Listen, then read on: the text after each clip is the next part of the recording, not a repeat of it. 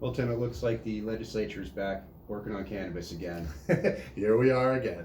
It's February 2021, but the legislature is addressing some cannabis issues right now. Yes, they are. You know, I think we all knew that when S54 became Act 164, there were some issues in it that needed to be addressed. I think the cannabis community as a whole here has pointed out several components that were lacking, several components that caused a lot of concern.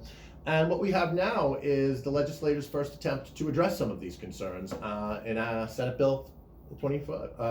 Excuse me. Yeah, and certainly one of the concerns that we had, and one of the immediate problems that a lot of our clients faced was the opt-in.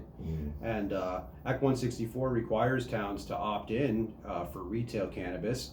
That's not going to change. But we had trouble getting towns to put the issue on the ballot for town meeting day this year. Yeah, and I think that caught a lot of people off guard. I spoke to a few legislators about this very issue, and it was the intention of the legislature that every town would vote and put this question to the registered voters of the town, as Act 164 calls for. And I think it caught a lot of people off guard about how many select boards refused to let this matter even come to a vote. And I think it caught everybody by surprise. It was COVID. Not to say caught them by surprise, but time went quicker than people thought. And the planning of town meeting day for 2021 has been a mess because of COVID. So what the Senate Bill 25 does is says every town in Vermont will have this question of opt-in for retail cannabis on their town meeting day ballot for 2022. If not earlier. If they haven't decided it before then. And so I think that's a great idea. Let's get every town in Vermont on the record, whether they're in for cannabis retail or whether they're out for cannabis retail. I think it'll get a lot more towns in. Absolutely. This was never meant to be a decision to be made by select boards. The legislature actually specifically spoke about that and decided not to go that route. Unfortunately, that's what has happened. This way now, every town, every resident of Vermont will get their say onto whether or not they're going to have cannabis retail. And let me remind everyone that this doesn't need to wait until town meeting 2022. We can help you present a voter petition which would call this vote earlier than that. So yeah, you maybe can get a special meeting and get the issue decided before March of 2022, but at least by then we'll know where your town stands on opting in for retail. Boy, another issue that caused a lot of tension during the passage of Act 164 was the idea of a head start for the dispensaries. The integrated license. The integrated licenses. And this Senate Bill 25 addresses some issues about the integrated license. It does actually, two different areas. First and foremost, the original language in Act 164 pretty much mandated the Cannabis Control Board to issue an integrated license if the medical license holder submitted a complete application, checked all the boxes, crossed all their T's, dotted all their I's. They're pretty much guaranteed one of these integrated licenses. Right. What S25 does is actually change that language to allow the Cannabis Control Board some discretion and theoretically not to grant any of the integrated licenses. It's a small word changing a shall to a may, but the practical effect of that and the reason for that one word change could mean that the Cannabis Control Board could decide that they're not going to issue any integrated licenses, and thereby there would be no head start for the dispensaries. So that would probably make a lot of people happy. That'd probably make the medical dispensary license holders not so happy. Not very happy. Another thing that may make the integrated license holders not so happy is the requirement in Senate Bill 25 that they purchase 25% of their flower from small craft cultivators. Yes, which I think is an excellent idea. Now, personally, I believe that the demand we're going to see is going to require all dispensaries, all retail dispensaries to be buying from everybody they possibly can. But what this does is really address one of the concerns of the cultivation community, which is that these integrated licensees would attempt to grow and sell only their own weed. This would require a minimum of 25% be purchased from small cultivators, which when you think about the quality of Vermont's cultivators, the skill sets they have, their ability, their experience, to me it's a no-brainer. I would be purchasing 100%. Well, yeah, and I think they're going to want, and the consumer is going to demand variety and quality. You know, I think there's nobody really to object to putting more and more restrictions and requirements on these integrated licenses. There's only a handful of people in the state that have these medical dispensary licenses that are going to be able to apply for the integrated licenses, and the more they raise the price of these licenses, the more they add requirements and restrictions. At some point, the integrated license just doesn't look very attractive to the current medical dispensary license holders. You have to ask yourself, is it worth it? In my mind, no. I've said this along. I know not everybody agrees with me, but I personally believe that the 5-month head start is 5 months of headaches, hassles, and figuring out what doesn't work.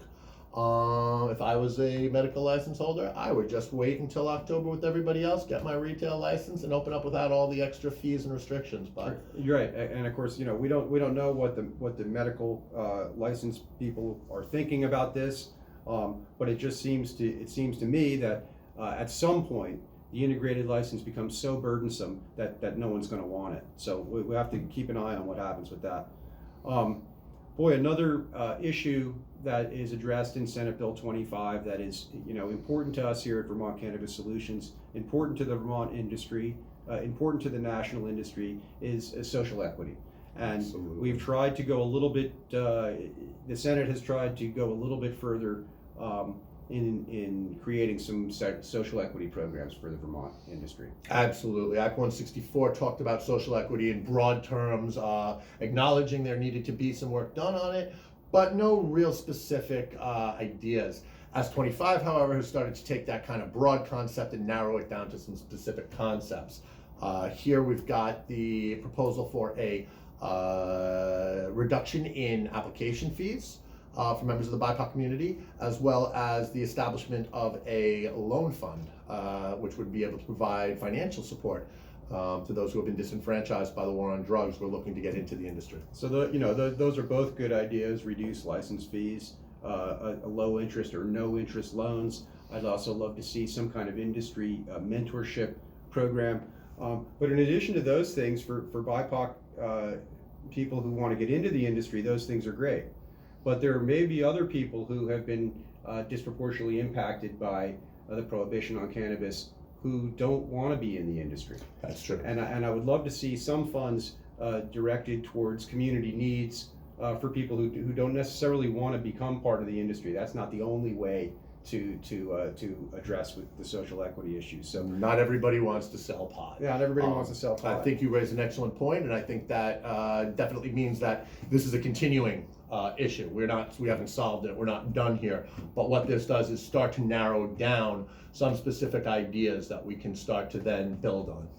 Right. So we're in favor of these changes. We'd like to see more done in this area, and obviously more will be done in this area.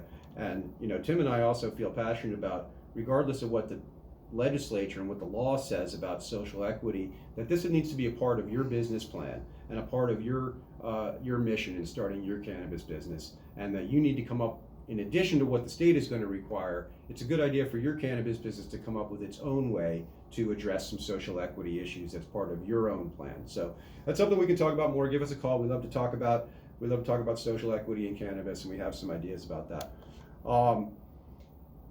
Well, Tim, Roadside Safety, the governor It's locked back it. again. We still have the same governor, guys. I don't know what's up with that, but we still have the same governor, and he's still got the same concerns about roadside safety and cannabis. And here's Roadside Safety in S25. Raising its head yet again. And what S25 does is direct the legislature to come up with a proposal to establish a fund in order to make sure that every law enforcement officer in the state is trained in ARIDE, A-R-I-D-E, which is an acronym for an Advanced Drug and Alcohol Training Program for the identification of drivers under the influence.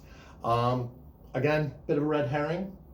We still have yet to see any conclusive evidence to show that cannabis use increases fatal accidents or is detrimental to the community. However, I'd certainly like this better than saliva tests. Yeah, 16 hours of training for every cop on basically, bullshit. I think is a waste. On the other hand, yeah, they're going to spend money on roadside safety, and we are going to have cannabis DUI tickets issued, and Tim and I are going to defend every cannabis DUI that happens in the state of Vermont. If you get pulled over and charged with DUI based on cannabis, you have to call us. Do not plead guilty to that. So roadside safety is an issue that will be also a developing issue. It'll be fought in the courts depending on what they do. I think it's ridiculous, as there's no evidence that cannabis impairs driving. But this is an argument we'll fight down the road. Just for now, you know that S25 wants to spend all this money training the cops to know whether you're high when you're driving. So, do you have anything else to add about roadside safety, Tim? I think that's about it on that. I do prefer them training the officers and sticking things in my mouth personally, but I think it's also very important that everybody realize that this is a initial bill in the Senate. It still has a long way to go. It has to get through the House. It has to get through several committees. There is a chance it will be modified, amended, changed. So this is the beginning of a process. But it is excellent that the legislator does acknowledge the shortcomings of Act 164 and is taking proactive steps to address the concerns of the community. Yeah, great point, Tim. And just a reminder that you guys need to keep up the advocacy. If there's issues that are important to you and to your future Vermont cannabis business, you got to let us know, and we got to let those legislators know. And it's not too late to make changes to the bill, even for some pretty significant changes. So we love talking about this stuff. We love Vermont cannabis. If you guys want to talk about S25 or Act 164 or your plans for your new cannabis business, give us a call here at Vermont Cannabis Solutions. We'd love to talk to you.